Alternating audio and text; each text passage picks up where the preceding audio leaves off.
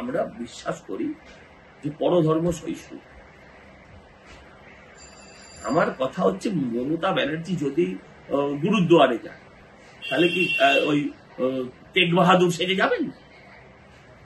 মাথায় পাগড়ি বেঁধে, গায়ে দাড়ি লাগিয়ে তারপর যাবেন? ছদ্মবেশ ধরে যান কেন? আচ্ছা, আমি মুসলমান আসে, কিন্তু মুসলমানকে আমার এখানে অঞ্জলি দেয়? দেয় না তো। তারা অশ্রদ্ধা করে না, অঞ্জলিও দেয় না। এটার মধ্যে কোনো দোষ খুঁজে পাই না। তুমি হিজাব পরে নামাজে বসে পড়ো কেন? তুমি হিজাব পরে নামাজে বসে পড়ো। ওই যে বলে লা ইলাহা ইল্লাল্লাহ, ওটার মানে কি জানেন? There is no god except Allah. এটা যখন কেউ বলেন, তিনি আর দ্বিতীয়বার নিজেকে হিন্দু বলতে পারেন। এই জন্যই লোকেরা, উনি যখন চার্চে যান তখন কি এরম করে যীশু খ্রিস্ট সেজে যান? তাও তো জান না। পাদ্রী সেজে যান? যান না তো। শুধু এখানে গেলে এরম সাজেন কেন? এটার উত্তর উনি দিন, আমি কোথেকে দেব বলেন? কিছু সুন্নরম করেনি, আপনাদের বোকা বানিয়ে দিয়েছে। কি বলেছে বলুন সুন্নরম করে? আমি ব্যাখ্যা করি। তিনি সংবাদ মাধ্যমের সামনে কি বলেছেন আমি বলছি। তিনি বলেছেন, এবার থেকে যা কথা বলবো আমি সজাগ ভাবে কথা বলবো। এই তো বলেছেন, নাকি আর কিছু বলেছেন?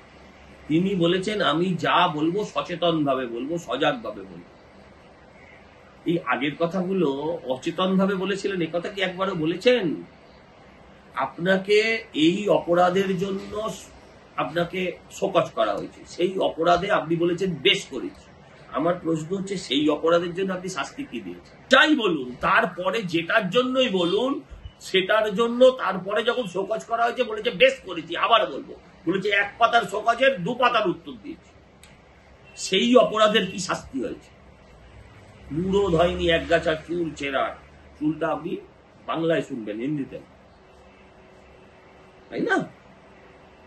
আমি আপনাকে বুঝিয়ে বলছি, উনি বলেছেন সজাগ ভাবে বলবো, মানে বলেছে আরো বুঝে শুনে যা যা বলার দরকার সেগুলো আবার বলবো। সজাগ ভাবেই তো বলেছেন। আগের গুলো কি বলেছেন যে আমি অচেতন মনে হঠাৎ গ্রহের ফেরে বলে ফেলেছি, মুখ ফসকে বেরিয়ে গেছে 1500 কিলোর বাচ্চার মতন? সেটা তো বলিনি। সচেতন ভাবে বলেছে, সেটাইও বলেছে যে আগামী দিন আরো সচেতন ভাবে।